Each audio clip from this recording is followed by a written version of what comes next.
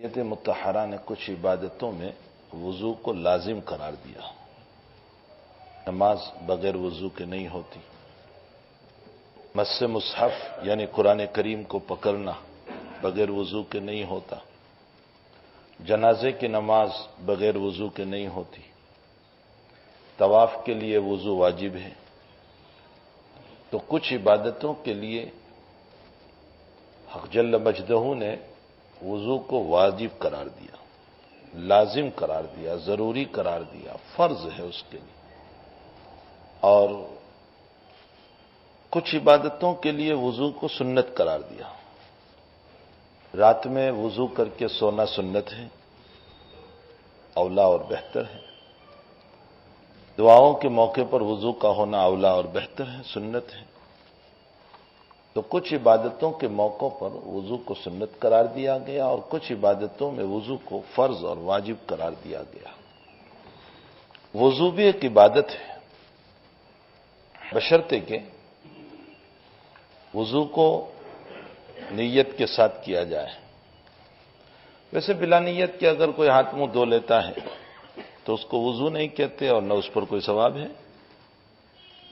اب ایک بہت بڑا مسئلہ ائمہ کے درمیان اختلاف والا ہے کہ وضو کے اندر نیت کا مسئلہ۔ جمہور علماء یعنی امام شافعی رحمۃ اللہ علیہ، امام مالک، امام احمد بن حنبل اور بہت سارے محدثین فرماتے ہیں کہ وضو سے پہلے نیت واجب ہے، ضروری ہے، اس کے بغیر وضو ہی نہیں ہوگا۔ اور احناف کا مسلک یہ ہے کہ وضو سے پہلے نیت سنت ہے، نیت کریں گے تو بہت ہی بہتر ہے، لیکن اگر نیت نہیں بھی کی تو وضو ہو جائے گا، یعنی نماز آپ کی اس کے لیے جائز ہو جائے گی۔ اس وضو سے آپ نماز پڑھ سکتے ہیں، اس وضو سے آپ قرآن کریم کو پکڑ سکتے ہیں، کوئی حرج نہیں۔ لیکن اس کے مسائل اور اس کے دلائل وہ سب مدرسے کی بحث ہے۔ میں اپنے کام کی ایک بات عرض کر دوں، اس چکر میں پڑے بغیر کہ فرض ہے یا سنت، ہم اتنا جانتے ہیں کہ بہرحال حنفیہ کا قول بھی سنت کا رہا، اور جب سنت کا رہا ہے تو اس صورت میں ہمیں وضو سے پہلے نیت کر لینا چاہیے۔ فقہائے احناف میں بہت سارے فقہا نے اس مسئلے کو لکھا ہے۔ ہمارے احناف کی کتاب ہے نور الضا، اس کتاب میں علامہ شرم بلالی حنفی رحمۃ اللہ علیہ یوں فرماتے ہیں کہ اختلاف ائمہ سے بچنے کے لیے تم وضو کر لو تو اولا ہے، بہتر ہے، نیت کر لو تو اولا اور بہتر ہے۔ بہرحال نیت کرنا چاہیے وضو سے پہلے، یہ سنت ہے اور یقیناً سنت کا ثواب ملے گا۔ پھر یہ کہ وضو ایک عجیب و غریب عبادت ہے۔ کچھ مسائل کے اندر حق تعالی نے وضو کے ٹوٹنے کا حکم دیا، پیشاب کے نکلنے سے وضو ٹوٹ جاتا ہے، پخانہ سے وضو ٹوٹ جاتا ہے، خون کے نکلنے سے بدن کے کسی حصے سے وضو ٹوٹ جاتا ہے۔ نماز میں اگر کسی نے قہقہا لگایا، قہقہا کا معنی ہوتا ہے اتنے زور سے ہنسا کہ منہ پورا کھل گیا اور اندر تک جیسے نظر آتا ہے، اس کو قہقہا کہا جاتا ہے۔ اگر کسی نے نماز میں ایسا ہنسا تو اس کی نماز بھی ٹوٹ گئی، اس کا وضو بھی ٹوٹ گیا۔ ہنسنے کی 3 قسمیں ہیں۔ ایک تبسم ہے، تبسم کا معنی ہوتا ہے تھوڑے سے ہونٹ کھلے، جس کو ہم کہتے ہیں مسکرانا۔ اگر نماز میں یہ کیفیت ہوئی تو نہ نماز ٹوٹی نہ وضو ٹوٹا۔ اور اگر اس نے ضحک کیا، ضحک کا معنی ہوتا ہے ہونٹ بھی کھلے، دانت بھی کھلے، تو اس سے نماز ٹوٹی، وضو نہیں ٹوٹا۔ اور اگر اتنے زور سے ہنسا کہ پورا منہ کھل گیا، کہا جس کو کہا جاتا ہے، تو پھر نماز بھی گئی، وضو بھی گیا۔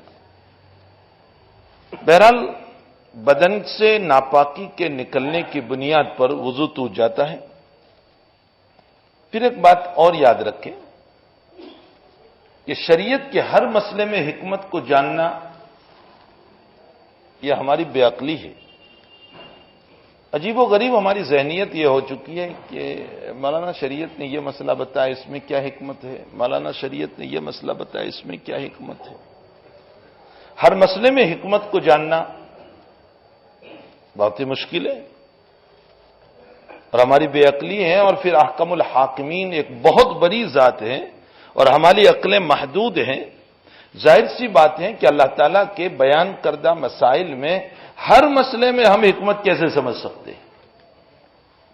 اب جب مسائل کو ہم حکمت پر ہی رکھیں گے تو بے عقل انسان حکمت کے نہ سمجھنے کے اوپر کیا اس مسئلے کا انکار کر دے گا؟ پھر تو بہت ساری باتیں ہیں کہ جو عقل میں آنے والی نہیں ہے، پھر اس کا انکار کر دیا جائے۔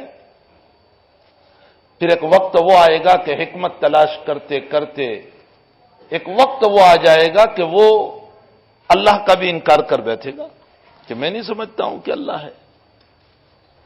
کبھی شیطان وسوسہ یہ ڈال دے گا کہ اللہ تعالیٰ نے جنت کہاں بنائی، جہنم کہاں بنائی۔ اس لیے شریعت کے ہر مسئلے میں حکیم الامت حضرت اقدس ثانوی رحمۃ اللہ علیہ فرماتے ہیں کہ شریعت کے ہر مسئلے میں حکمت کو تلاش کرنا یہ ہماری بے عقلی ہے۔ علماء نے کوشش کی ہے بیان کرنے کی حکمتوں کو، لیکن ضروری نہیں ہے کہ تمام مسائل کی حکمت ہمیں معلوم ہی ہو جائے۔ کینیڈا میں رمضان المبارک میں کسی اور مسجد میں تھا، اور مفتی سعید صاحب پالن پوری دامت برکاتہم بھی وہاں تشریف لائے تھے، وہ اور مسجد میں تھے۔ تو میں وہاں ملنے کے لیے گیا تھا، تو حضرت مفتی صاحب کو کسی نے سوال کیا کہ حضرت دن کی نمازوں میں آہستہ قرات کیوں رکھی اور رات کی نمازوں میں زور سے قرات کیوں رکھی؟ یعنی مغرب عشاء اور فجر میں زور سے قرات، اور دن کی نمازوں میں یعنی ظہر عصر میں آہستہ قرات۔ تو مفتی صاحب نے فرمایا کہ تو نے جو سوال کیا ہے یہی سوال ایک تابعی نے حضرت ابو ہریرہ رضی اللہ تعالی عنہ کو کیا تھا، اور بخاری شریف میں یہ روایت ہے۔ حضرت ابو ہریرہ کو ایک سوال کیا تھا، تو حضرت ابو ہریرہ رضی اللہ تعالیٰ عنہ نے فرمایا کہ بھائی ہم اس سلسلے میں کچھ نہیں جانتے، ہم نے اپنے آقا صلی اللہ علیہ وسلم کو ایسا کرتے دیکھا، بس سیدھا سیدھا مسئلہ۔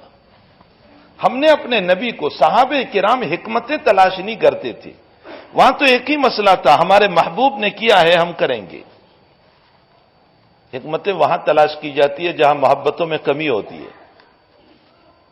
کوئی کسی کا دیوانہ ہو اور وہ سامنے والا کوئی بات کہے تو وہاں کوئی حکمت تلاش نہیں کرتا، وہاں تو بس یہی کہہ دیتا ہے کہ میرے محبوب نے حکم دیا ہے میں کروں گا، چاہے حکمت سمجھ میں آوے یا نہ آوے۔ مجنوں سے خون مانگا لیلا نے تو یہ نہیں پوچھا کہ تو خون کو کیا کرے گی، بلکہ اوپر سے وہ یہ کہنے لگا کہ کس جگہ کا خون مانگا ہے مجھے نہیں پتا، اس لیے ہر عضو کا خون دیتا ہوں۔ تو جہاں محبت کی کمی ہوتی ہے وہیں پر حکمتوں کی تلاش ہوتی ہے، جہاں محبت ہوتی ہے وہاں محبوب کی اداؤں پر قربان ہونا ہوتا ہے۔ حضرت ابو ہریرہ رضی اللہ تعالیٰ عنہ سے ایک تابعی نے اسی طرح سوال کیا تھا کہ حضرت ایسا کیوں؟ تو ابو ہریرہ رضی اللہ تعالیٰ عنہ نے فرمایا کہ بھئی ہم نہیں جانتے، ہم نے تو اپنے آقا صلی اللہ علیہ وسلم کو ایسا کرتے دیکھا، اس لیے ہم دن کی نمازوں میں آہستہ اور رات کی نمازوں میں زور سے۔ پھر مفتی سعید صاحب نے اس سے کہا کہ اب تو سن لے، میں نے یہ حدیث تو تجھے بتا دی، اب تو سن لے، میں ابو ہریرہ سے بڑا عالم نہیں، جب ابو ہریرہ نے نہیں بتائی تو میں کیا تجھے بتاؤں حکمت؟ میں ابو ہریرہ سے بڑا عالم نہیں، اور جس تابعی نے سوال کیا تھا حضرت ابو ہریرہ کو اس سے زیادہ تو عقل مند نہیں، تو تیری سمجھ میں کیا آئے گا؟ بہرحال میں یہ کہہ رہا اگرچہ علماء نے اس میں حکمتیں کچھ لکھی ہے، شاہ ولی اللہ صاحب رحمۃ اللہ علیہ نے ایک حکمت لکھی ہے، دن کی نمازوں میں سر کیوں اور رات کی نمازوں میں جہر کیوں، حکمت لکھی ہے، لیکن حکمت یاد رکھیں کسی مسئلے کی دلیل نہیں ہوتی ہے، یہ نہیں ہے کہ یہ حکمت ہے یہ اس کی دلیل ہو گئی، دلائل اور چیز ہے، مسائل اور چیز ہے۔ پھر کسی بھی مسئلے میں قوت جو ہوا کرتی ہے وہ دلائل سے ہوتی ہے۔ 50 بے وقوف جمع ہو کر کے کسی مسئلے کو بیان کر دیں، ان بے وقوفوں کے بیان کرنے سے وہ مسئلہ نہیں بنے گا، مسئلہ مضبوط ہوگا دلیل سے۔ قاضی ابو الولید باجی مالکی رحمت اللہ علیہ ایک بہت بڑے محدث گزرے ہیں. میں آپ کو ایک عجیب و غریب بات سناؤں. قاضی ابو الولید باجی مالکی رحمت اللہ علیہ ایک بڑے محدث گزرے. ایک روایت جب ان کے سامنے آئی کہ حدیبیہ میں جو صلح ہوئی تھی، اس صلح میں اللہ کے نبی علیہ الصلوۃ والسلام نے لکھوایا کہ میں محمد رسول اللہ. تو مکہ والوں نے کہا کہ ہم آپ کو رسول اللہ نہیں مانتے. اگر رسول اللہ مانتے تو یہ جھگڑا ہی کیوں تھا؟ اس میں لکھو محمد ابن عبداللہ، رسول اللہ نکالو. بہرحال وہ صلح نامہ جو لکھوایا وہ کس نے لکھا؟ قاضی ابو الولید کی اپنی رائے یہ ہے کہ اللہ کے نبی نے لکھا، اس لیے کہ روایت میں ہے. تو زمانے کے علماء نے بڑا شور کیا کہ قاضی صاحب کیا کہہ رہے ہیں؟ اللہ کے نبی تو امی تھے، لکھنا پڑھنا تو جانتے نہیں تھے. اور قرآن خود اس کے اوپر گواہ ہے، ما کنت تتلو من کتاب ولا تخطه بیمینک اذا لارتاب المبطلون. پیغمبر ہم نے آپ کو لکھنا پڑھنا نہیں سکھایا، ورنہ تو لوگ شک میں پڑیں گے کہ تو لکھنا پڑھنا جانتا تھا اس لیے قرآن تو بنا کر لایا ہے. ہم نے آپ کو لکھنا پڑھنا نہیں سکھایا. اب بڑا شور ہوا، بڑا ہنگامہ ہوا. بادشاہ وقت نے قاضی ابو الولید کو بھی اپنے دربار میں بلایا اور علماء کو بھی بلایا. اس پر بحث چلی. اس زمانے کے ایک بہت بڑے عالم تھے علامہ تقی الدین سبکی رحمت اللہ علیہ، یہ بھی بڑے محدث تھے. قاضی ابو الولید نے مجمع میں بادشاہ کے سامنے اپنے دلائل دیے، جو کچھ دلیل دینا تھا. اور دلیل میں یہ دیا کہ حضور ابتداء لکھنا پڑھنا نہیں جانتے تھے، جب لیکن لوگوں میں مشہور ہو گیا کہ آپ امی ہیں تو اس کے بعد بہت ممکن ہے اللہ نے آپ کو سکھا دیا ہو. اس پر فرمایا بتاؤ تم میری رائے سے تائید کرتے ہو کہ نہیں، تم میری رائے سے تائید کرتے ہو کہ نہیں، تم سب سے رائے لے رہے ہیں. تو صرف دو عالم نے تائید کی، باقی سب نے نفی کر دی.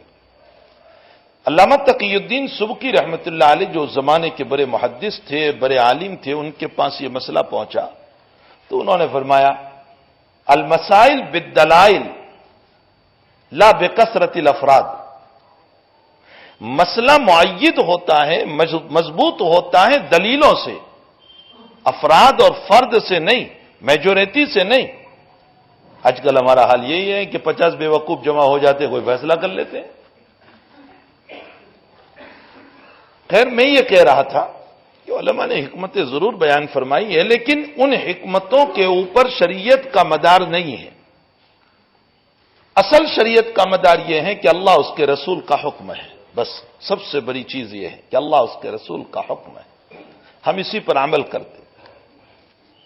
تو دن کی نماز میں سر کیوں اور رات کی نماز میں جہر کیوں؟ شاہ ولی اللہ صاحب رحمت اللہ علیہ نے حکمت بیان کی ہے. فرمایا کہ اصل نماز کی فرضیت تو مکے سے ہوئی تھی، اور مکے میں دشمنان اسلام بہت تھے، اور زور سے قرآن پڑھنے کو وہ برداشت نہیں کرتے تھے. اور جب زور سے قرآن پڑھا جاتا تو وہ لوگ نبی کو تکلیف پہنچاتے. اس لیے دن کی نمازوں میں آہستہ پڑھنے کو کہا، اور مغرب کی نماز میں وہ لوگ اپنے مکانوں میں کھانے پینے میں ہوتے ہیں اور عشاء اور فجر میں سوئے ہوئے ہوتے ہیں. تو رات میں اگر زور سے قرآن پڑھا جائے تو کوئی حرج نہیں، اس لیے رات کی نمازوں میں جہر رکھا اور دن کی نمازوں میں سر رکھا. اب بعد میں مکہ کا کفر تو ختم ہو گیا، لیکن شریعت نے بہرحال اس مسئلے کو اسی طرح باقی رکھا کہ دن کی نمازوں میں آہستہ پڑھتے رہیں اور رات کی نمازوں میں زور سے پڑھتے رہیں. یہ حکمت لکھی ہے. لیکن میں یہ کہنا چاہتا ہوں کہ ہر مسئلے میں حکمت کو تلاش نہیں کرنا چاہیے، یہ ہماری بہت بڑی بے عقلی ہے. تو شریعت مطہرہ نے وضو کا جو مسئلہ رکھا ہے، خصوصاً نماز سے پہلے، اور بھی عبادات کے شروع میں ہے لیکن نماز سے پہلے، اس کے بڑے فضائل ہیں. اور وضو سے متعلق نبی اکرم صلی اللہ علیہ وسلم نے بہت کچھ باتیں ارشاد فرمائی ہے. پہلے تو سب سے پہلے آیت اللہ تعالیٰ فرماتے ہیں یا ایھا الذین آمنوا اذا قمتم الی الصلاۃ فاغسلوا وجوہکم وایدیکم الی المرافق. اے ایمان والو، جب تم نماز کا ارادہ کرو تو تم اپنے چہرے کو دھو اور تمہارے ہاتھوں کو کوہنیوں سمیت دھو اور تمہارے سر کا مسح کرو اور تمہارے پاؤں کو ٹخنوں تک دھو. یہ 4 فرض ہیں. اس کے علاوہ جو ہیں وہ سب سنت ہیں. کلی کرنا، ناک میں پانی ڈالنا، یہ سب سنت ہے۔ البتہ یہ 4 فرض ہیں، اور ان فرائض میں اگر کمی رہی تو وضو نہیں ہوگا۔ یہ مسلم مسئلہ ہے کہ ان فرائض میں اگر کمی رہی تو وضو نہیں ہوگا۔ وَإِن كُنتُمْ جُنُبًا فَطَّهَّرُوا، اور اگر تم حالت جنابت میں ہو تو اچھی طرح پاکیزگی حاصل کرو، یعنی غسل کرو۔ جنابت کی حالت میں غسل فرض ہے۔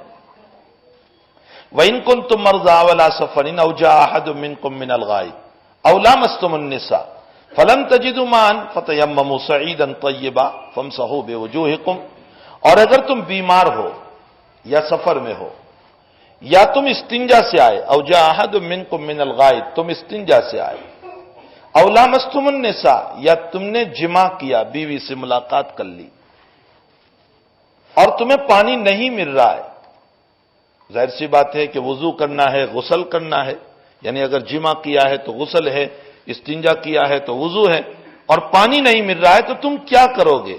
فرمایا فتیمموا صعیدا طیبا، پاک مٹی پر تیمم کر لینا۔ شریعت نے ہمارے لیے وسعت دی، اور یہ عجیب و غریب اللہ تعالیٰ کی طرف سے اس امت کے لیے عنایت ہے۔ حضور پاک صلی اللہ علیہ وسلم نے فرمایا، مجھے خاص طور پر اللہ نے 5 چیزیں عطا فرمائی، اگلی امتوں کو نہیں ملی تھی۔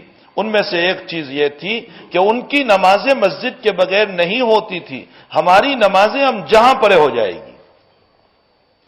ان کی نمازیں بغیر وضو کے نہیں ہوتی تھی، ہماری نمازیں تیمم سے بھی ہو جائے گی۔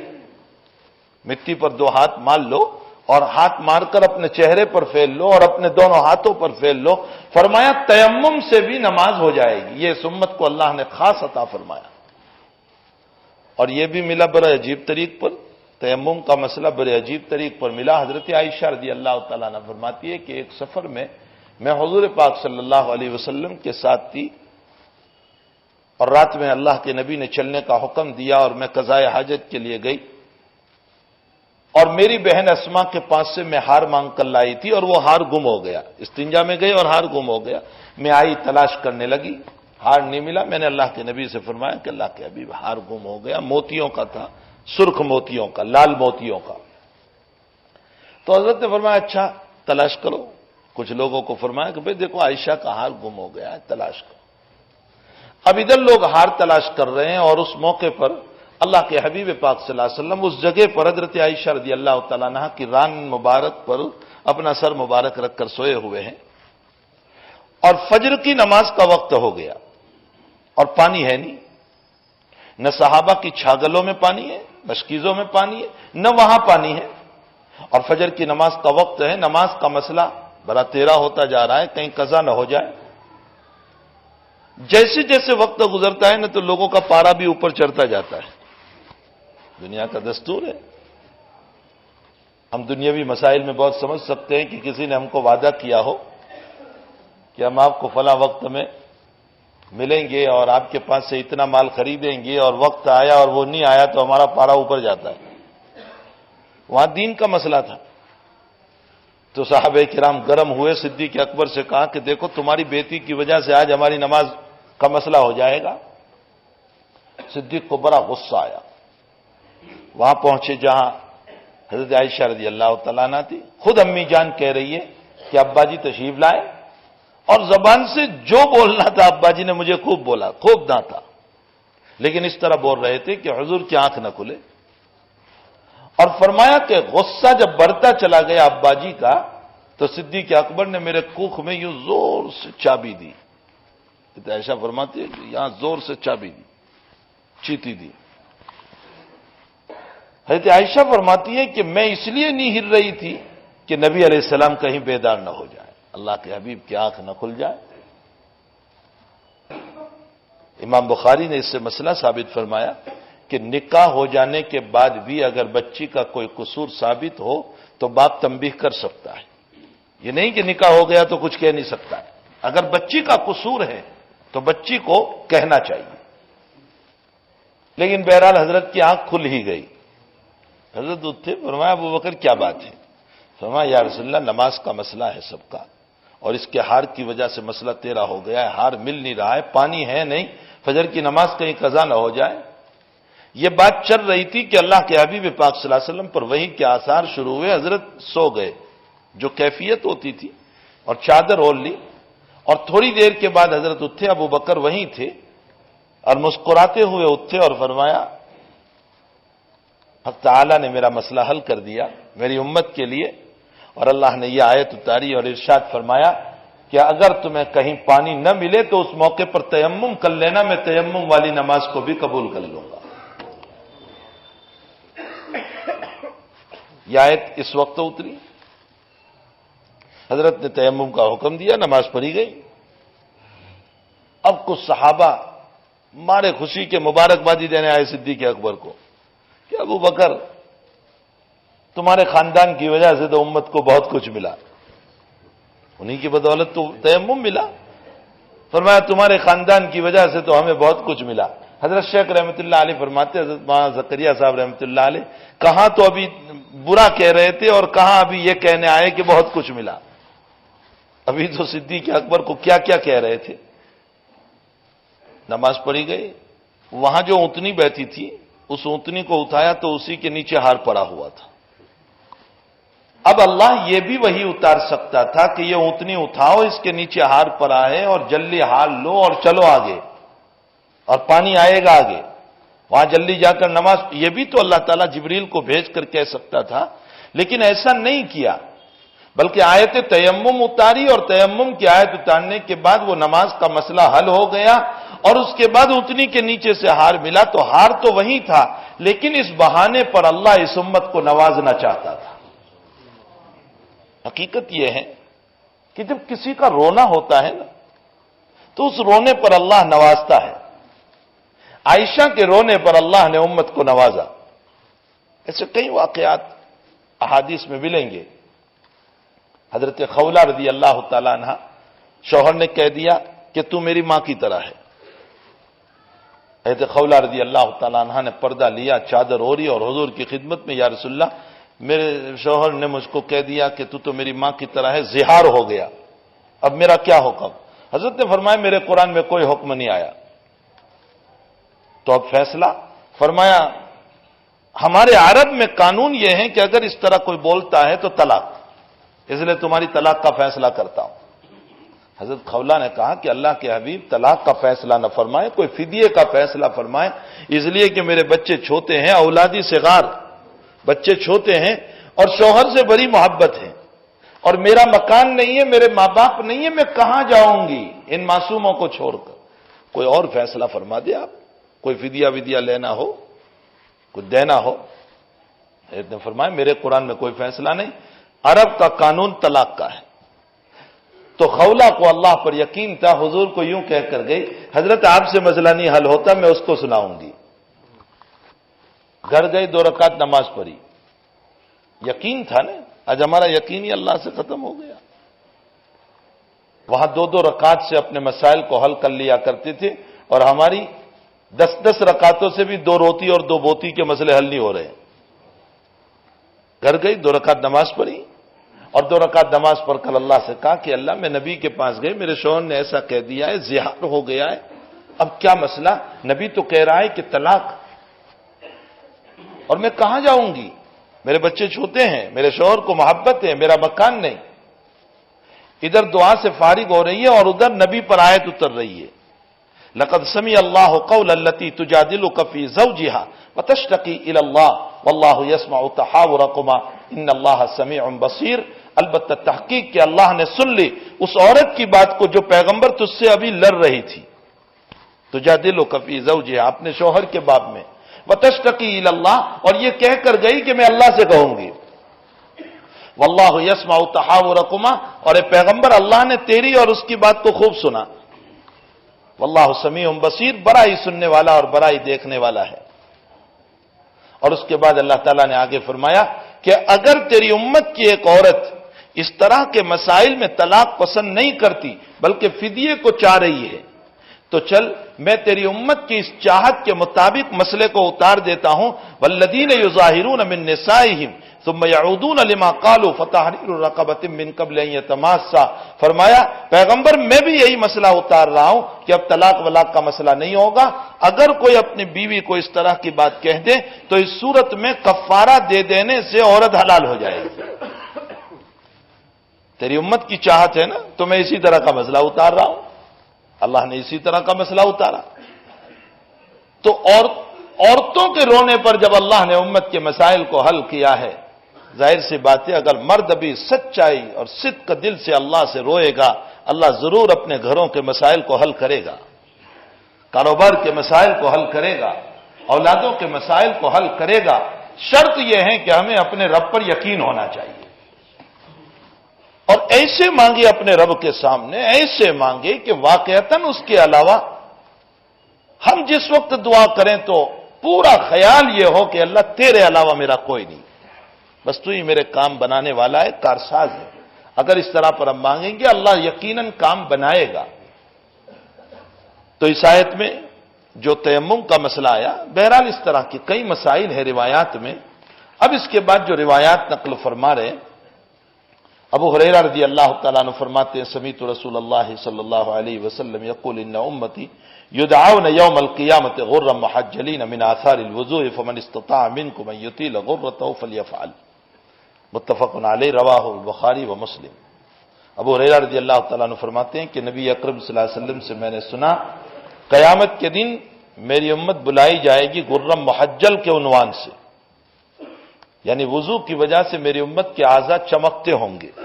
من آثار الوضو فمن استطاع منکم، اللہ کے نبی فرماتے ہیں جو تم میں سے یہ چاہتا ہوں کہ تمہارے اعضاء خوب چمکے، اس کو چاہیے کہ وہ اپنے دھونے کو لمبا کرے، خوب دھوئیں، اچھی طرح دھوئیں. دوسری روایت میں بھی اسی طرح قریب قریب کا مضمون ہے مسلم شریف کی کہ مومن اعضاء کو جتنا دھوئے گا حق تعالی وہاں تک کہ زیورات جنت کے اس کو پہنائے گا. اور یہ عجیب و غریب ایک فضیلت ہے. وضو صرف اس امت میں نہیں ہے، وضو تو اگلی امت میں بھی تھی. سارہ علیہ السلام جو ہے ابراہیم علیہ الصلوۃ والسلام کی بیوی، حضرت ابراہیم علیہ الصلوۃ والسلام سارہ کے ساتھ جا رہے اور ایک بستی سے گزر ہوا، اور بستی کا بادشاہ ظالم تھا اور بہت بری عادت تھی اس کو. اور وہ عادت یہ تھی کہ وہاں سے گزرنے والی عورتوں کو پکڑ کر وہ اپنی خواہشات پوری کرتا تھا. تو حضرت سارہ علیہ السلام کو پکڑ لیا. جب یہ قریب ہوا ہے تو روایت میں یوں آیا ہے کہ حضرت سارہ علیہ السلام نے وضو فرمایا اور وضو کر کے 2 رکعت نماز پڑھی اور اللہ سے کہا اللہ بری نظر سے آیا ہے، یہ بری نظر سے آیا ہے، بس تو اس کی پکڑ کر. بخاری شریف میں روایت ہے کہ جیسے ہی وہ قریب آیا وہ کھڑا ہی نہیں ہو پایا بلکہ وہ گر گیا. تو حضرت سارہ علیہ السلام نے پھر دعا فرمائی کہ رب کریم اگر یہ مر گیا تو لوگ کہیں گے کہ میں نے مارا، یا اللہ تو اس کو شفا دے. تو شفا بھی مل گئی. پھر کمبخت بری نیت سے کھڑا ہوا، پھر دعا فرمائی، پھر وہ گرا، پھر دعا کی، پھر وہ اچھا ہو گیا. تو وہ پکڑنے والوں کو یوں کہنے لگا اپنے نوکر اور خدام کو کہ تم انسان پکڑ کر لائے ہو یا جنات پکڑ کے لائے ہو؟ یہ تو کوئی جن معلوم ہو رہی ہے، انسان معلوم نہیں ہو رہا. اس روایت میں ثابت ہے کہ سارہ علیہ السلام نے وضو فرمایا. معلوم ہوتا ہے وضو تو اگلی امتوں میں بھی تھا، لیکن وضو کی بنیاد پر اعضاء کا چمکنا، پیشانی کا چمکنا، ہاتھوں کا چمکنا، یہ خصوصیت ہے اس امت کی. یہ اللہ تعالیٰ نے خاص طور پر اس امت کو عطا فرمایا. اسی لیے بہت مفصل روایت حضرت امام نووی رحمۃ اللہ علیہ نے نقل فرمائی ہے کہ نبی اکرم صلی اللہ تعالی علیہ وسلم ارشاد فرماتے ہیں ان رسول اللہ صلی اللہ علیہ وسلم اتى المقبرہ، حضرت قبرستان میں تشریف لائے. فقال، آپ نے فرمایا قبرستان والوں کو السلام علیکم دار قوم مؤمنین، اے مسلمان قوم جو تم یہاں سوئے ہو تم پر سلام ہو اللہ کی طرف سے. وَإِنَّا إِنْ شَاءَ اللَّهُ بِكُمْ لَاحِقُونَ، اور ہم ان قریب ملنے والے ہیں تم سے. یہ سلام قبرستان میں جاتے ہوئے کرنا چاہیے. اس کے بعد فرمایا وَدِدْتُ أَنَّا قَدْ رَأَيْنَا إِخْوَانَنَا، اللہ کے نبی فرماتے ہیں کہ میری چاہت یہ ہے کہ میں اپنے بھائیوں کو دیکھ لوں. تو صحابہ نے فرمایا اولسنا اخوانوں کا یا رسول اللہ، ہم آپ کے بھائی نہیں ہیں؟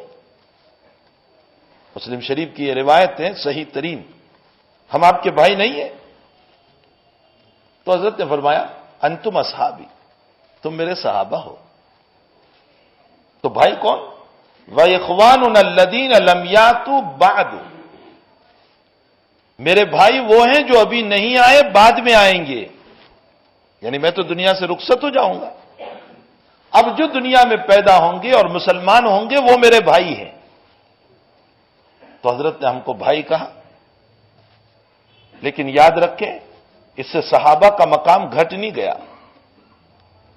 اس لیے کہ اخوان اور بھائی کا لفظ ہم اپنی جگہ مسلم ہے، لیکن صحابہ کے باب میں جو رویت نبوت ان کو حاصل ہوئی اور نبی کی زیارت جو حاصل ہوئی اور ان پر رضی اللہ عنہ کا جو پروانہ لگائے وہ ہمارے لیے نہیں ہے. یہ مسئلہ یاد رکھنا، کہیں دھوکہ نہ کھا جانا. بعض لوگ اس روایت کا مطلب نہیں سمجھتے اور اپنی فضیلت بیان کر دیتے ہیں کہ ہمیں بھائی کا.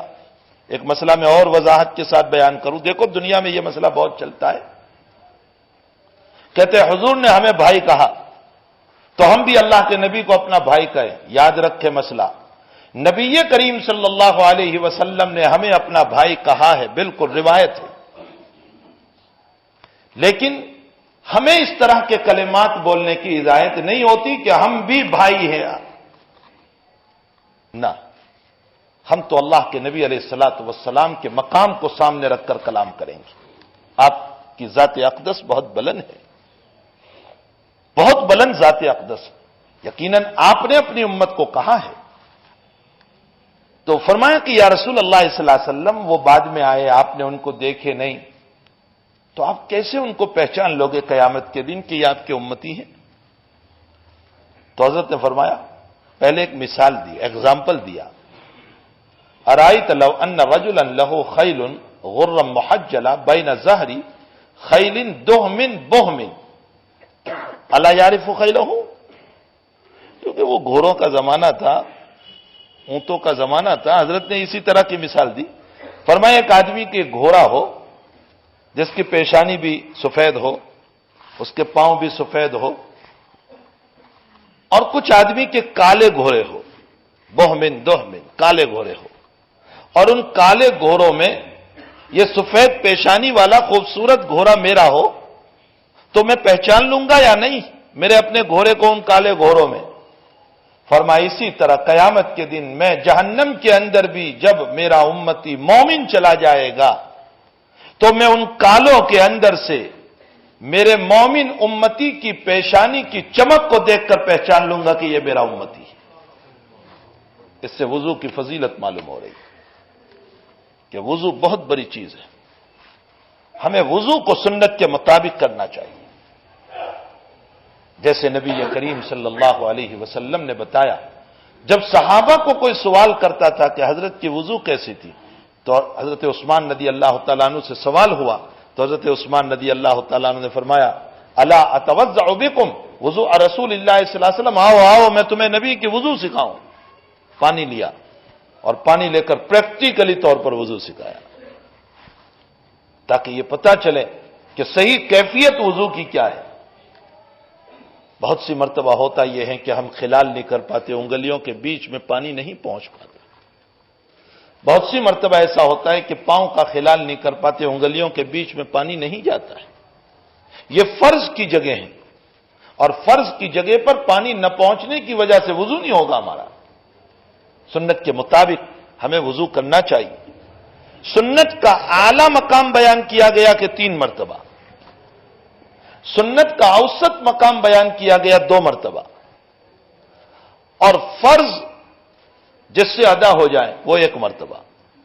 مثلا اگر پانی کم ہے تو ایسے موقع پر 1 مرتبہ مکمل کر لے.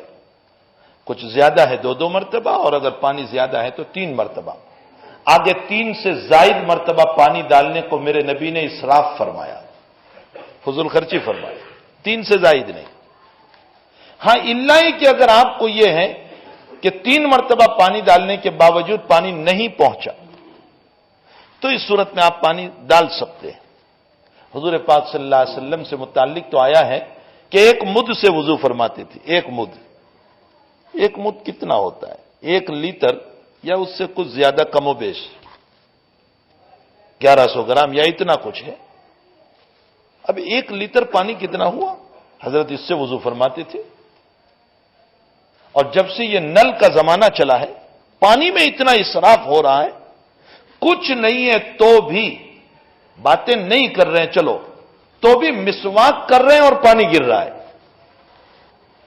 اور حضرت تو فرماتے ہیں کہ وَلَوْ كُنْتَ عَلَى نَهْرٍ وَلَوْ كُنْتَ عَلَى مَاءٍ جاری، بہنے والی نہر کے کنارے پر بیٹھے ہو تو بھی تمہیں پانی میں اسراف کرنے کی اجازت نہیں۔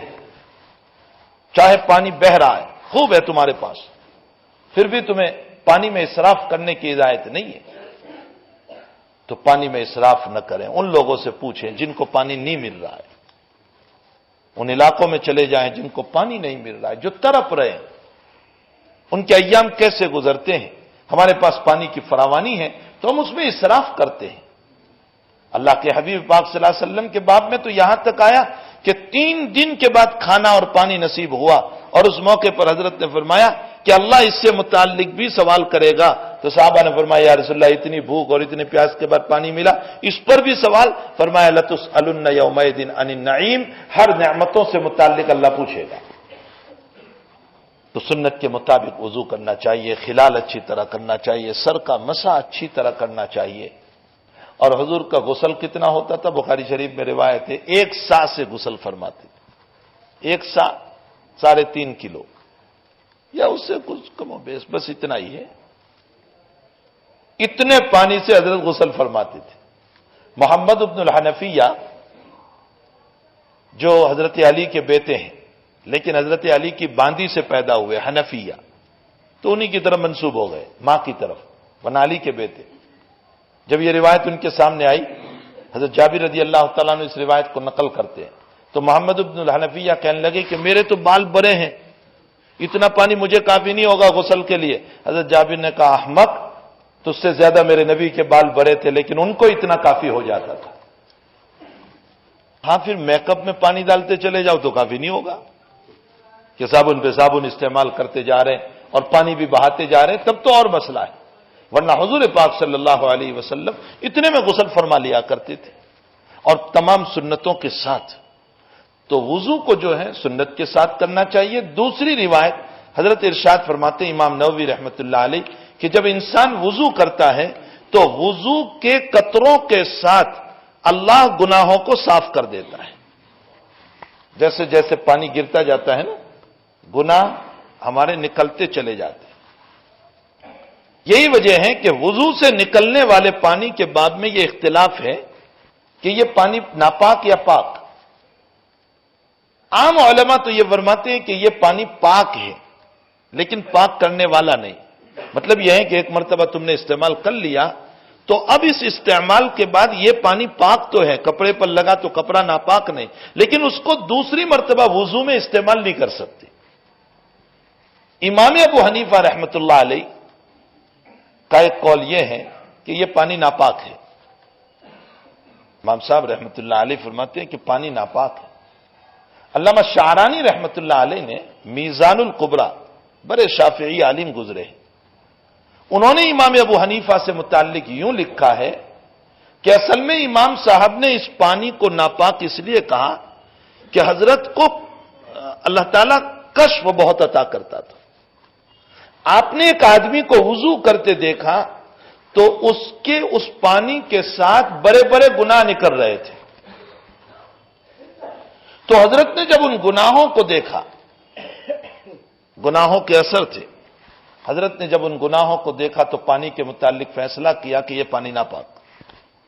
لیکن امام ابو حنیفہ کے قول پر فتویٰ نہیں ہے، فتویٰ ہمارے صاحبین کے قول پر ہے کہ یہ پانی پاک ہے، لیکن دوسری مرتبہ اس کو استعمال نہیں کر سکتے۔ پھر اس کے بعد تو امام صاحب نے دعا فرمائی کہ اللہ لوگوں کے حال کو مجھ پر منکشف نہ فرما، نہ کھول تو لوگوں کے حالوں کو میرے اوپر۔ اور ہم لوگوں کی توہ میں رہتے ہیں کہ کب لوگوں کے ویک پوائنٹ ہمیں پتہ چلے، ہم لوگوں کے پیچھے پڑے رہتے ہیں کہ کب لوگوں کے ویک پوائنٹ کا ہمیں پتہ چلے اور پھر ہم اس کو مارکیٹ میں لا کر ذلیل کریں. بہت بری عادت ہے، بہت بری عادت ہے، بہت بری عادت ہے. حضرت جی مولانا یوسف صاحب رحمۃ اللہ علیہ کی 3 باتیں سنو، بہت عجیب و غریب ہے 3 باتیں. حضرت جی رحمۃ اللہ علیہ کی ایک بات، باہر سے آنے والی چیز موت کے موقع پر یہیں رہ جائے گی، اتار لی جائے گی، اور اندر میں جو روح ہے، روح کے ساتھ بننے والی چیزیں وہ تمہارے ساتھ چلے گی. تو باہر کی چیزیں یہیں، اندر کی چیزیں چلے گی. آپ نے بہترین کپڑے پہنے، گھڑی پہنی، فلاں پہنا، سب اتار لیا جائے گا، اس لیے کہ یہ باہر سے آیا. اور روح پر جو محنت کی اندر میں قرآن، تلاوت، نماز، روزہ، زکوٰۃ، اچھے اخلاق، یہ روح کے ساتھ چلیں گے. حضرت کی ایک بات. دوسری بات حضرت فرمایا کرتے تھے کہ امام احمد ابن حنبل رحمۃ اللہ علیہ دعا فرمایا کرتے تھے، اے اللہ تو نے میری پیشانی کو غیروں کے سامنے جھکنے سے بچایا ہے، میرے ہاتھوں کو بھی غیروں کے سامنے جھکنے سے بچا لے. بہت جامع دعا ہے، اس دعا کو یاد رکھنا چاہیے، اللہ سے مانگنا چاہیے. اور تیسری بات، حضرت جی یوسف صاحب رحمۃ اللہ علیہ فرمایا کرتے تھے کہ تم اگر کسی کی توہ میں رہے، کسی کے پیچھے پڑے اور اس کے ویک پوائنٹ کو تلاش کر کے بدنام کرنے کی کوشش کی، تو یاد رکھو خدا تمہارے ویک پوائنٹ کو کھولنے پر آئے گا تو دنیا کی کوئی طاقت تمہیں بچا نہیں سکے گی. کسی صاحب نے مجھے ایک عجیب بات بتائی جو واقعہ ہے واقعتاً، کہ چند نوجوان کسی ہوٹل میں عیاشی کے لیے گئے، کسی ہوٹل میں گئے عیاشی کے لیے، اور ہوٹل کے مالک سے کہا کہ عیاشی کے لیے کوئی عورت بلا لے. تو اس نے سارے فوٹوز جو تھے وہ سامنے رکھے جو البم میں، کہ تم اس میں سے جس کو چوائس کرو گے پھر اس کے مطابق بھاؤ لگے گا، اس کے مطابق تمہیں پیسے دینے ہوں گے، آپ چوائس کر لیجئے.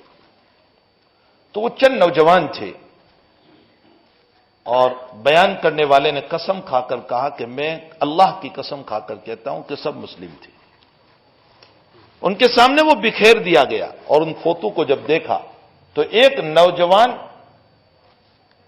ایک دم سے جیسے کوئی اس کے اوپر بجلی گری ہو اس طرح سہم کر کھڑا ہو گیا، اور بہت دیر تک یوں دیکھ کر آنکھوں سے آنسو بہتے رہے، اس لیے کہ البم میں جتنے فوٹو رکھے ہوئے تھے اس میں اس کی بہن کا فوٹو بھی اس کو نظر آیا. واقعہ یہ بتا رہا ہے کہ تم کسی کی بیٹی اور بہن کی عزت کو لوٹنے کے لیے گئے ہو تو اب دیکھیے خدا نے تمہارے سامنے ہی مسئلہ کر کے دکھا دیا. حضرت جی رحمۃ اللہ علیہ فرمایا کرتے تھے کہ اگر تم کسی کی توہ میں رہے تو پھر اللہ جب تمہیں ذلیل کرنے پر آئے گا تو دنیا کی کوئی طاقت تمہیں عزت نہیں دے سکتی. اس لیے ہمیں کسی کے پیچھے نہیں پڑنا چاہیے. ہمیں تو اپنی فکر کی ضرورت ہے، وہ کیا کر رہا ہے اور یہ کیا کر رہا ہے، اس فکر کو چھوڑو، فکر اپنی ہو کہ اللہ راضی ہو جائے، بس اپنی فکر کی ضرورت ہے. بہرحال وضو کی ایک فضیلت یہ بھی ہے کہ جب آدمی وضو کرتا ہے تو وضو کے قطرات کے ذریعے سے اس کے پانی کے ساتھ اس کے گناہ اللہ تعالیٰ صاف کرتا ہے. لیکن علماء نے لکھا ہے کہ کون سے گناہ؟ فرمایا صغائر، چھوٹے. کبائر کے لیے تو اس کو توبہ کرنے کی ضرورت ہے، اس لیے کہ اللہ کا اصول ہے کہ کبائر جو ہیں وہ بغیر توبہ کے معاف نہیں ہوتے. اور فرمایا کہ وضو، اس کو طہارت جو ہے، پاکیزہ رہنا جو ہے، مسلم شریف کی روایت ہے، الطہور شطر الایمان، آدھا ایمان کہا گیا اس کو. انسان کو پاک صاف رہنا چاہیے، طہارت کے ساتھ رہنا چاہیے، ناپاکی کے ساتھ نہیں رہنا چاہیے. امام غزالی رحمۃ اللہ علیہ نے احیاء علوم الدین میں لکھا ہے کہ جس آدمی کو ناپاک رہنے کی عادت ہے جان بوجھ کر، ایک تو یہ ہے کہ بیچارہ بیمار ہے، معذور ہو گیا، لکوا پڑا ہے، برین ہیمریج ہو گیا ہے، کوئی دیکھنے والا ہے نہیں، اور وہ تو شریعت نے اس کو معاف قرار دیا ہے، اس کے مسائل اور ہیں. لیکن ایک آدمی ہتھا کتا چلتا پھرتا اٹھتا بیٹھتا، لیکن عادت پر ہی ہے اس کو گندا رہنے کی. تو امام غزالی رحمت اللہ علیہ نے لکھا ہے کہ خطرہ ہے کہ اس کو مرتے وقت کلمہ نصیب نہ ہو. اور بخاری شریف کی صریح روایت ہے کہ جو آدمی پیشاب کے قطروں سے نہیں بچتا اس کو قبر میں عذاب ہوتا ہے.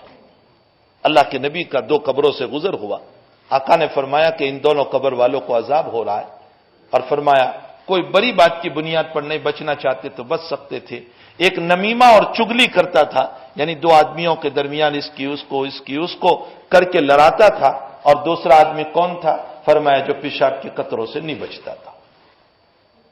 تو انسان کو پاکیزہ زندگی گزارنا چاہیے. اور فرمایا کہ جب تم وضو کر لو تو وضو کے اخیر میں نبی اکرم صلی اللہ علیہ وسلم فرمایا جس نے اچھی طرح وضو کیا، اسبغ الوضو ثم قال اشهد ان لا الہ الا اللہ وحدہ لا شریک لہ واشهد ان محمدا عبدہ ورسولہ الا فتحت لہ ابواب الجنۃ الثمانیہ يدخل من ایہا شاء. اللہ اکبر. جس نے وضو کے اختتام پر وضو ختم کر کے اشہد ان لا الہ الا اللہ واشہد ان محمدا عبدہ ورسولہ اس کو پڑھ لیا. یہ تو مسلم شریف کی روایت ہے. اور امام ترمذی نے آگے اور ایک بات نقل کی کہ اشہد ان لا الہ الا اللہ پڑھنے کے ساتھ ساتھ اللہم اجعلنی من التوابین واجعلنی من المتطہرین، اے اللہ مجھے توبہ کرنے والوں میں سے بنا دے اور مجھے پاک رہنے والوں میں سے بنا دے. اور اس میں حکمت یہ ہے کہ اس دعا کو وضو کے بعد اس لیے رکھا گیا کہ اللہ میں نے پانی ڈال کر اپنے ظاہر کو پاک کیا ہے، اے اللہ میں توبہ کی بھی دعا کر رہا ہوں تجھ سے، اللہم اجعلنی من التوابین، میں توبہ بھی کر رہا ہوں، اے اللہ پانی سے میں نے ظاہر کو پاک کیا، میری توبہ کی وجہ سے تو میرے باطن کو بھی صاف فرما دے. تو کیا ملے گا؟ کیا ملے گا اس کے پڑھنے پر؟ فرمایا قیامت کے دن اللہ تعالیٰ جنت کے 8 دروازے اس کے لیے کھول دیے جائیں گے، اور یوں کہا جائے گا تو جس دروازے سے داخل ہونا چاہے تجھے اجازت ہے. اب کیا بوجھ پڑتا ہے اس کو پڑھنے پر؟ اگر ہم وضو کے بعد اس کو پڑھ لیں تو کیا بوجھ پڑ جاتا ہے ہمارے اوپر. یہ ہے اصل میں سنت کے ساتھ وضو کرنے کا مسئلہ کہ ہم اس طرح وضو فرمائیں جس طرح نبی کریم صلی اللہ علیہ وسلم نے ہمیں بتایا ہے. اللہ تعالی ہم تمام کو سنت کے مطابق زندگی گزارنے کی توفیق عطا فرمائی. اور اسی کے ساتھ ساتھ جو ابھی 2-4-5 دن قبل جو سانحہ پاکستان میں پیش آیا پشاور کے اندر، اور جو 100 سے زائد بچوں کی جانیں گئی، حقیقت یہ ہے کہ اسلام اس چیز کو قطعاً پسند نہیں کرتا، اسلام قطعاً اس کی اجازت نہیں دے گا، بلکہ قرآن کا اعلان ہے وَمَن يَقْتُلْ مُؤْمِنًا مُتَعَمِّدًا فَجَزَاؤُهُ جَهَنَّمُ خَالِدًا فِيهَا، جو آدمی کسی مسلمان کو بلا وجہ قتل کرے گا اللہ اس کو ہمیشہ جہنم میں داخل کرے گا. اسلامی تعلیمات کیا ہے میں آپ کو بتاؤں.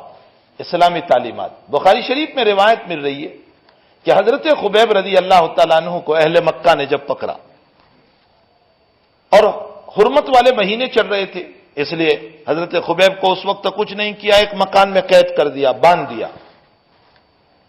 جب حرمت والے مہینے ختم ہوئے تو حضرت خبیب کو بتایا کہ کل تمہیں قتل کیا جائے گا.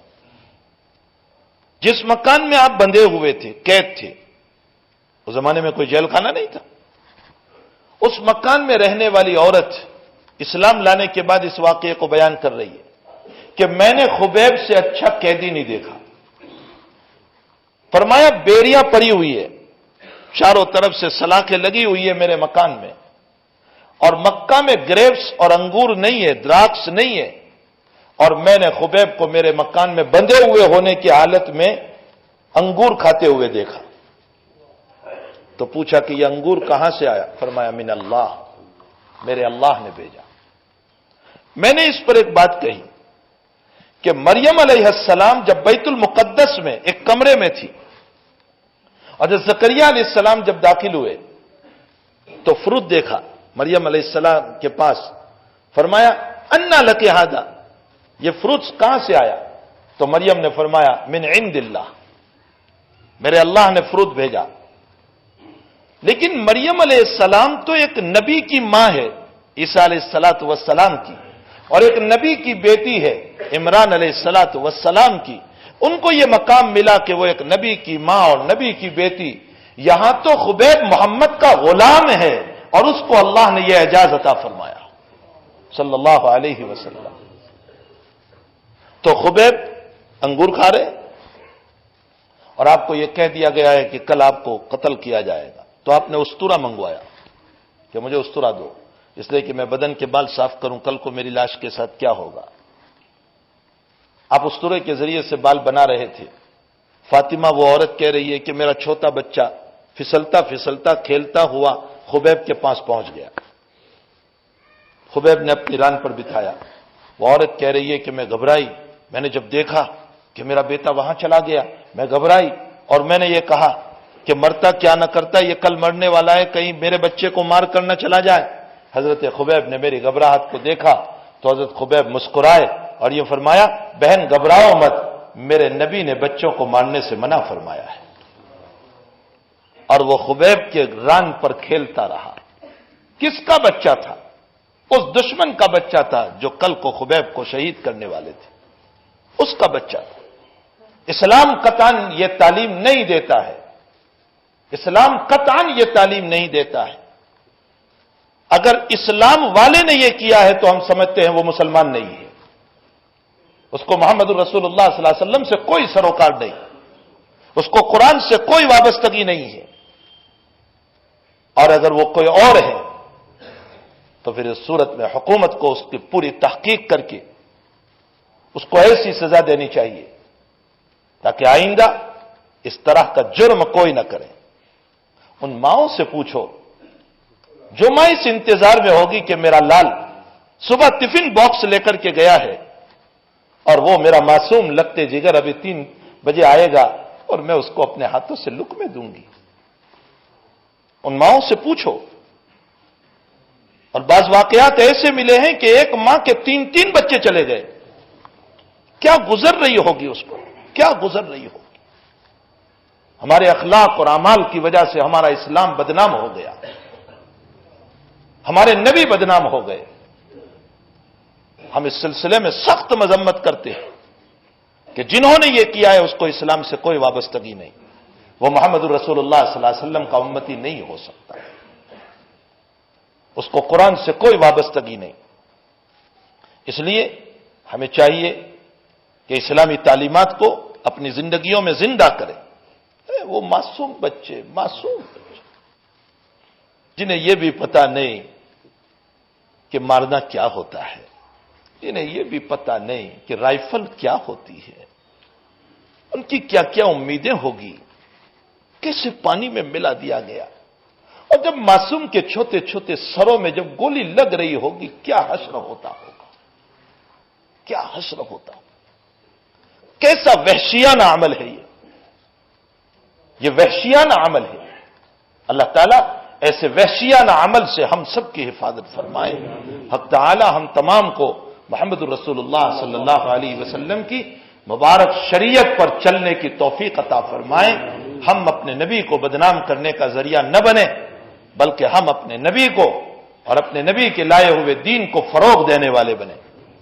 ہمارے اخلاق سے اسلام پھیلنا چاہیے، ہمارے اعمال سے اسلام پھیلنا چاہیے، ہمارے کرتوتوں سے اسلام بدنام نہیں ہونا چاہیے۔ اللہ ہم تمام کو غلط حرکتوں سے حفاظت فرمائے۔ جناب عثمان بھائی غنی ملیک صاحب کا انتقال ہو گیا ہے، دعائے مغفرت، اللہ تعالیٰ ان کی بال بال مغفرت فرمائے، ان کی قبر کو نور سے منور فرمائے۔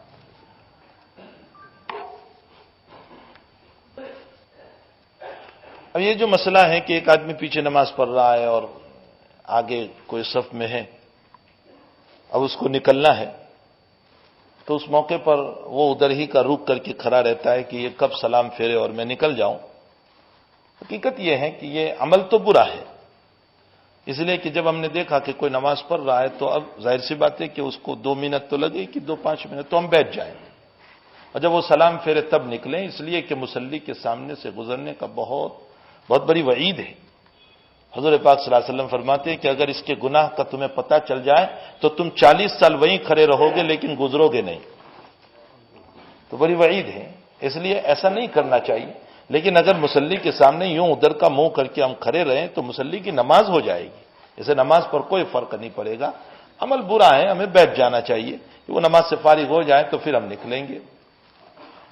درود شریف پڑھ لیجیے۔ اللہم صلی علی سیدنا محمد شفیع الحمد للہ رب العالمین والعاقبۃ للمتقین والصلاۃ والسلام علی سید الانبیاء والمرسلین وعلی آلہ وصحبہ اجمعین۔ اللہم وفقنا لما تحب وترضى من القول والعمل وجنبنا الفواحش والمعاصی والخطایا والزلل۔ اللہم آثرنا واغفرنا واصلح لنا شأننا کلہ۔ اللہ گناہوں کو معاف فرما، اللہ قصوروں سے درگزر فرما، اللہ سیاکاریوں کو معافی عطا فرما، اللہ سیاکاریوں سے معافی عطا فرما۔ الہ العالمین ہماری جائز تمناؤں کو پوری فرما، ہماری حاجتوں کو پورا فرما۔ الہ العالمین جن ماؤں کی اولادیں لٹ چکی ہیں انہیں صبر عطا فرما، ان کے باپوں کو صبر عطا فرما، ان کی فیملی کو صبر عطا فرما۔ اے اللہ دشمنانہ حرکتیں کرنے سے ہم سب کی حفاظت فرما، نبی کی صحیح محبت نصیب فرما، نبی کی صحیح عقیدت اور اتباع نصیب فرما، ان کے طریقوں پر چلنے کی توفیق عطا فرما، تیرے قرآن پر عمل کی توفیق عطا فرما۔ اللہ ہمارا دین ہمارے برے اخلاق اور کرتوتوں کی وجہ سے دنیا میں بدنام ہو گیا۔ اللہ جو مسلمان قائد اور رہبر بن کر آیا تھا وہ آج غلط راستوں پر چل پڑا ہے۔ الہ العالمین ہمیں صحیح راستوں پر چلنے کی توفیق عطا فرما۔ الہ العالمین پوری دنیا کے معاشرے کی اصلاح فرما دے۔ اللہ تمام کے حالات کو خوشگوار بنا دے، دنیا کے فتنوں کو ختم فرما دے، دنیا کے فتنوں کو ختم فرما دے، امن و امان کو قائم فرما دے، امن و امان کو قائم فرما دے۔ اللہ ہم تھک چکے ہیں، ان حالات کو سن سن کر تھک چکے ہیں۔ اللہ کیسے معصوموں کو مارے جا رہے ہیں، اللہ کیسے جوانوں کو بٹھا کر جھٹکوں سے قتل کیا جا رہا ہے۔ میرے رب ایسے تو جانور کو بھی نہیں مارا جاتا ہے۔ اللہ کیا ہو گیا انسان کو جو جانور سے بدتر ہو گیا۔ اللہ ایک جانور کو بھی رحم آتا ہے تو ایک شیر ہرن کے بچے کو دودھ پلا دیا کرتا ہے، لیکن انسان ہو کر اپنے ہی جیسوں کا دشمن بنا ہوا ہے۔ اولا ہم تھک چکے، امن و امان قائم فرما، فتنوں کو ختم فرما، فتنوں کو ختم فرما۔ پوری دنیا میں اللہ محبت کی فضا قائم فرما، پوری دنیا میں محبت کی فضا قائم فرما۔ اللہ فتنوں کے کانٹوں کو ختم فرما دے، فتنوں کی بار کو ختم فرما دے۔ اللہ امن کے باغ کو آباد فرما دے، آپس میں محبت پیدا فرما، پیار پیدا فرما، دشمنیوں کو ختم فرما۔ اللہ بحیثیت انسانیت ہمیں انسان بن کر زندہ رہنے کی اور زندگی گزارنے کی ہمیں توفیق عطا فرما۔ اللہ اس مجمع کی جائز تمناؤں کو پوری فرما، سب کے حاجات کو پورے فرما، سب کے کاروبار میں برکت عطا فرما۔ اللہ ہم تمام کی دعاؤں کو اپنے فضل و کرم سے اس مجلس کے مخلصین کی آمینوں کے ساتھ قبول فرما۔ آمین یا رب العالمین۔ وصلی اللہ علی النبی الکریم برحمتک یا ارحم۔